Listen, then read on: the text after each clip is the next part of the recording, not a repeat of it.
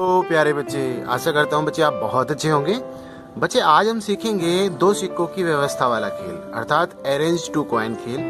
ये खेल क्या होता है इसको थोड़ा समझते हैं हम, और साथ साथ बच्चे हम ये भी जानेंगे इसके खेल के नियम क्या होते हैं। बच्चे जो आप यहाँ देख रहे हैं ये आपको 6 बाई 6 का एक वर्ग है जिसके अंदर 36 छोटे छोटे खाने बने हुए हैं। अब आप जब इसको खेलते हैं बच्चे तो इसमें आपको खेलने का जो नियम है वो कुछ इस तरीके से होते हैं बच्चे। इसको या 2 खिलाड़ी खेल सकते हैं, ठीक है, 2 खिलाड़ी खेल सकते हैं। यदि आपका दूसरा खिलाड़ी नहीं है तो आप अकेले भी इसको खेल सकते हैं, लेकिन ये खेल मुख्यतः 2 खिलाड़ियों के साथ खेला जाता है। क्लियर बच्चे?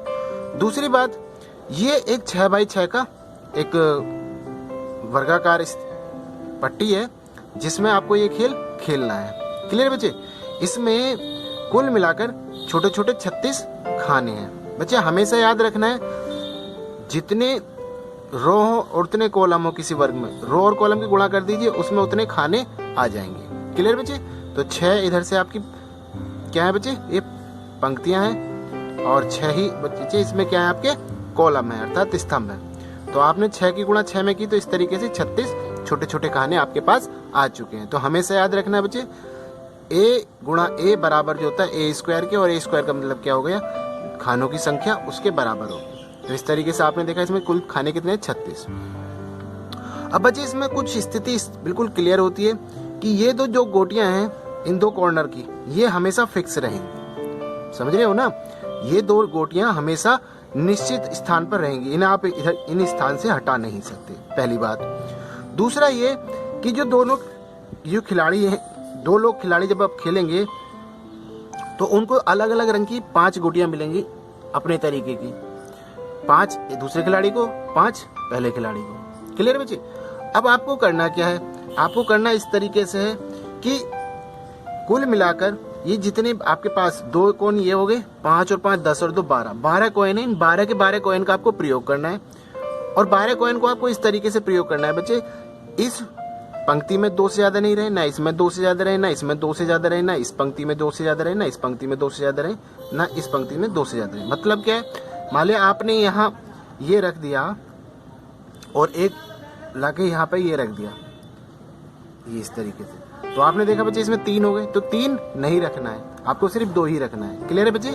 आपको सिर्फ 2 ही रखना है। और उसी तरीके से इस बात का भी ध्यान रखना है कि पंक्ति के साथ साथ कॉलम में भी 2 ही रहे, 2 से ज्यादा नहीं रहने। चलिए बच्चे इसको खेलते हैं, खेलने से आपको ज्यादा बेहतर समझ में आएगा। तो आपने करना क्या है, ये सबसे पहले 2 इधर होगी, 2 इधर होगी, आपने देखा 2 इधर हो गई, इधर से देखा आपने यहाँ रख दिया, तो आपने देखा यहाँ भी 2 हो गई, यहाँ भी 2 हो गई, यहाँ भी 2 हो गई, और यहाँ आपने 2 रखी। तो बच्चे आप यहाँ का इसका भी ध्यान रखना है, आपकी कॉलम अनुसार ये तो है, कॉलम का तो ध्यान रखना ही रखना है, साथ साथ आपको विकर्ण का भी ध्यान रखना। विकर्ण का मतलब होता है बच्चे इस तरीके से, ये विकर्ण होता है, ये विकर्ण होता है, ये विकर्णाकार होता है, ये विकर्णाकार होता है। तो इस तरीके से ये स्थिति, ये स्थिति, ये स्थिति, ये सब क्या कहलाएंगे बच्चे, विकर्ण कहलाएंगे इसकी। अब आपको इस तरीके से इसकी व्यवस्था करनी है कि विकर्ण में भी 2 से ज्यादा नहीं आने चाहिए। तो बच्चे आपने सबसे पहली स्थिति निश्चित कर दी, फिर आपने इसको रखा, आपने इसको रख दिया यहाँ पर, क्योंकि यहाँ देखा आपने 2 से ज्यादा हो चुके, तो इसको यहाँ से आपने हटा लिया है। यहाँ 2 आ चुके हैं आपके, चल जाएगी स्थिति, यहाँ 2 आ चुके हैं, ये भी ठीक है। अब इसमें आपको 2 करने हैं, तो आपने बच्चे यहाँ रख दिया 2, तो आपके यहाँ 2 हो गए। अब आप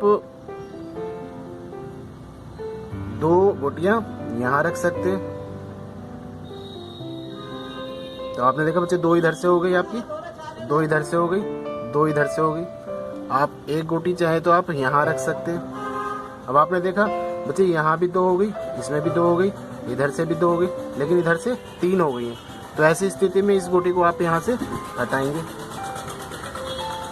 तो आपने देखा इधर से 2, इधर से 2, ठीक है, इधर से 2, इधर से 2 हो चुकी है, इसमें इधर से 1 है, इधर से 2 है, तो इसमें आप इस गोटी को यहाँ रख सकते हैं। तो इस तरीके से आपने देखा बच्चे इधर से 2 हो गई, इधर से 2 हो गई, इधर से 2 हो गई, इधर से 2 हो गई, इधर से 2 हो गई, इधर से 2 हो गई, इधर से 2 हो गई, इधर से 2 हो गई।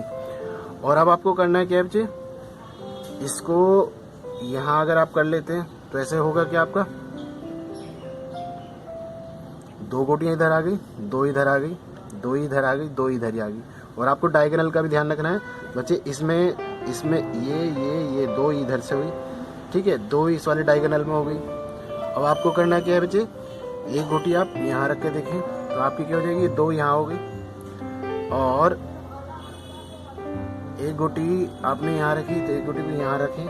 तो इस तरीके से आपने देखा बच्चे, यहाँ 2 हो गई, इसमें 2 हो गई, यहाँ 2 हो गई, यहाँ भी 2 गोटियाँ हो गई, यहाँ भी 2 गोटियाँ हो गई, और यहाँ भी 2 कॉइन या गोटियाँ हो गई हैं। उसी प्रकार से आपने देखा बच्चे, यहाँ पर यहाँ भी 2 हो चुकी है, इसमें भी 2 आ चुकी है, इसमें भी 2 आ चुकी है, यहाँ भी 2 आ चुकी है, यहाँ भी 2 आ चुकी है, और यहाँ भी 2 आ चुकी है। अब आपने देखा बच्चे डायगोनली, यहाँ कोई नहीं है, यहाँ कोई नहीं है, यहाँ देखा तो 1 आ रही है, यहाँ देखा 2 ही है, 2 से ज़्यादा नहीं है, इसमें देखा 2 से ज़्यादा नहीं है, 2 ही कॉइन आ रही है, ठीक है बच्चे। यहाँ और इसकी देखें तो यहाँ भी 2 कॉइन आ चुकी है, यहाँ इसकी बात करें तो यहाँ भी 2 कॉइन आ चुके हैं, इसमें देखे बच्चे 2 कॉइन आ चुके हैं, यहाँ 1 कॉइन है। तो आपने देखा बच्चे इस तरीके से आपके प्रत्येक स्तंभ में 2 कॉइन आ चुकी हैं, और प्रत्येक कॉलम में भी 2 कॉइन आ चुकी हैं। क्लियर है?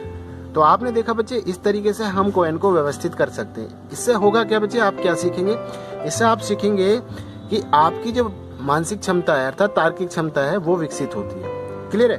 और साथ साथ आपने क्या क्या सीखा, आपने सीखा कि हम किसी भी वर्ग के अंदर कॉलम और रो के अनुसार उसमें छोटे खानों की संख्या निकाल सकते हैं, जो किसके बराबर होगी, a² के बराबर होगी। साथ साथ आपने सिक्कों की स्थिति को भी तर्कपूर्ण तरीके से रखना सीखा। आशा करता हूँ बच्चे आपको ये खेल समझ में आया होगा। आप अपने दोस्तों के साथ इसको मिलकर खेलिए। मिलते हैं बच्चे नए खेल के साथ। बाय बाय बच्चे।